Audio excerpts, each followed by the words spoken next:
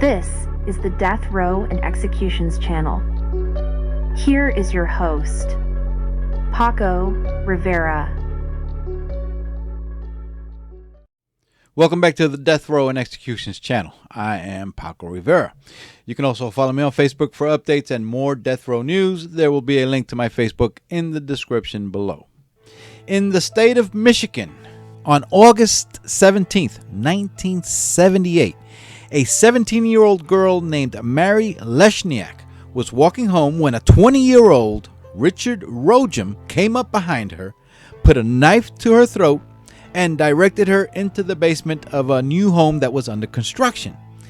In the basement, Rojem indecently assaulted the young girl, and she was brutally beaten.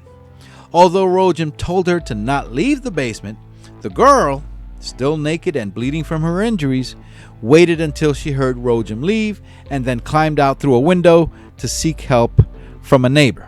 9 days later, a 16-year-old girl, Cheryl Boggs, was walking home when Rojem put a knife to her throat and forced her into a dark area outside a Veterans of Foreign Affairs building. There he committed several indecent crimes against her. Rojem then gave the girl back her clothing and let her go. He threatened to kill her if she told anyone. The girl went home and told her family what happened. Investigators tracked down Richard Rojem, and he was arrested, convicted, and sentenced to 6 to 15 years for 2 counts of criminal sexual conduct.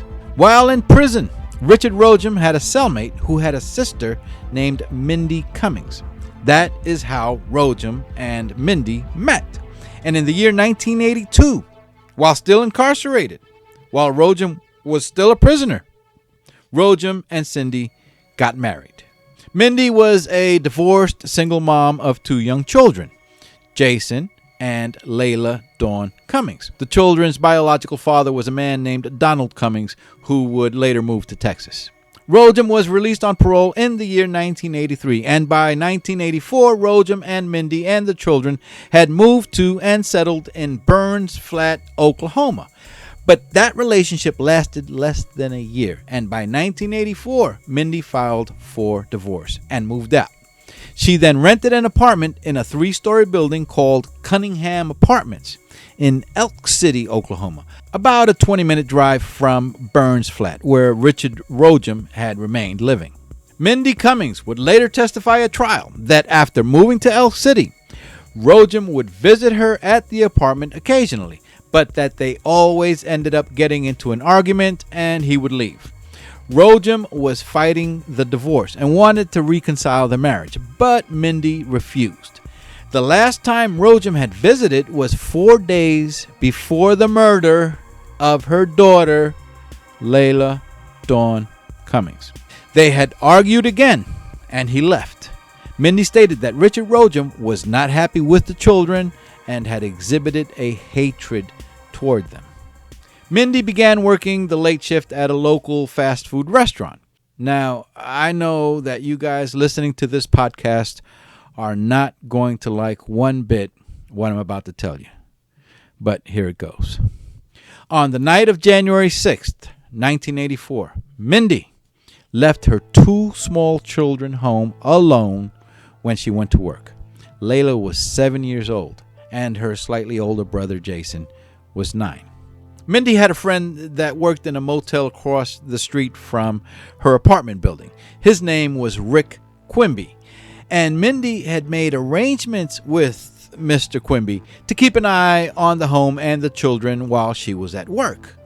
The problem with that was that Quimby was also working at the motel.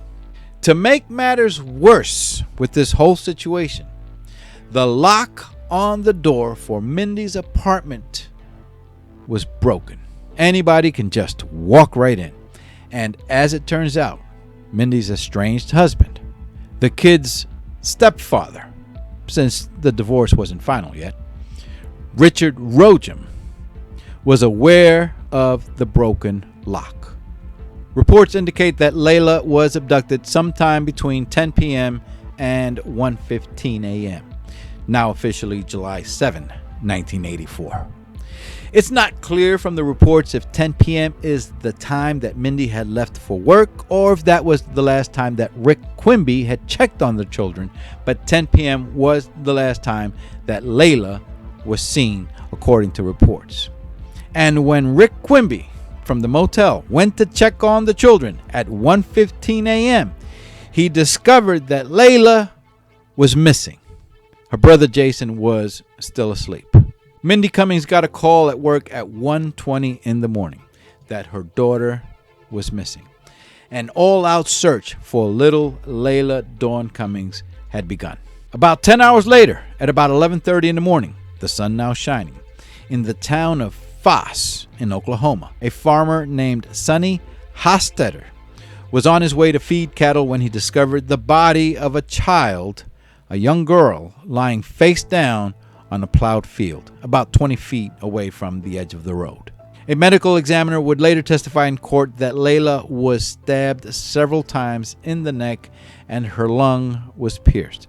Also, while no seminal fluid was found, Layla's internal injuries were consistent with a brutal, indecent assault having taken place. Investigators immediately zeroed in on her stepfather, Richard Norman Rojem. That hatred he had for the children, Jason and Layla, had made him a prime suspect. Detectives learned that at the time of Layla's murder, Rojem was wanted in Michigan. There was a warrant out for his arrest there for violating his parole by going to Oklahoma.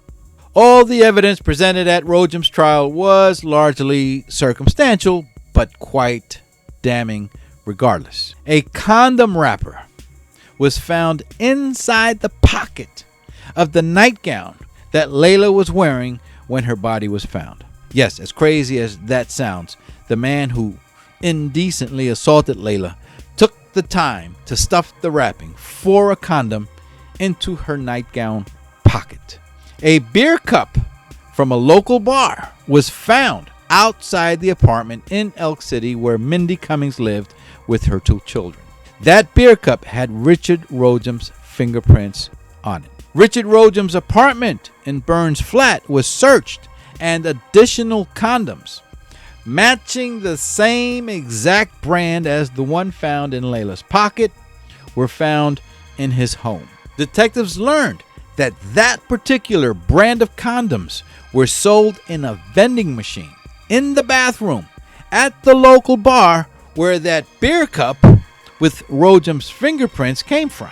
Employees at that local bar told investigators that Richard Rojem had been there about midnight, the night of the abduction, and was seen going to the bathroom.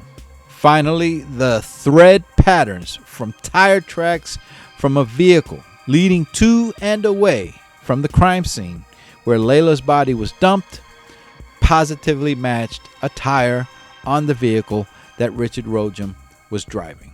Rojem was convicted of murder and has been on death row since July 15, 1985. 39 years on death row.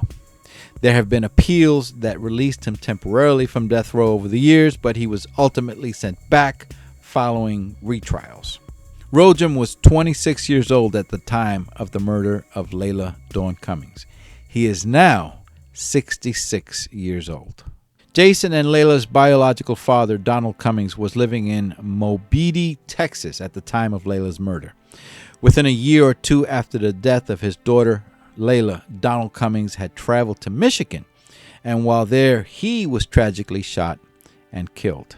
Soon after the murder of her daughter, Mindy Lynn Cummings and her son Jason moved to Portland, Oregon for a time, and while there, she volunteered for assistance from the Dowgie Foundation, which helps families cope with the loss of a family member, especially children that were victims. Mindy Cummings later moved back to Oklahoma and led efforts to continue assisting such families. Following the 1995 bombing in Oklahoma City of the Alfred P. Murrow Federal Building, in which 19 children in a second-floor daycare center were killed, Mindy Cummings, at the time going by the name Mindy Lynn Baker with 2 Ks, was president of the local chapter of Parents of Murdered Children, and assisted with counseling the grieving families. The men behind that bombing, Timothy McVeigh and Terry Nichols, were tried and found guilty. McVeigh was executed in 2001.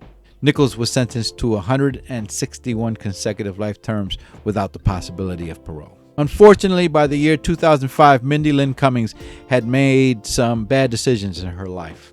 She was charged with mail fraud for selling autographed memorabilia, mostly footballs, on eBay.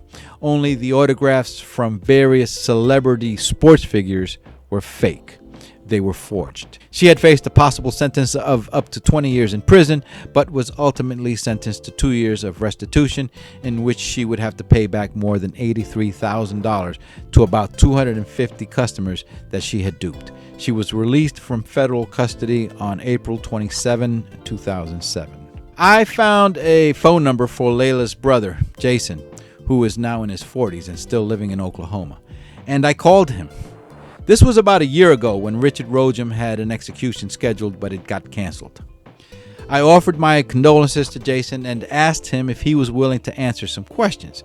I was hoping that he could clarify some matters.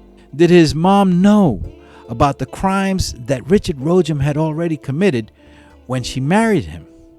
Why did she feel it was safe to leave small children home alone in an apartment late at night with a broken door lock?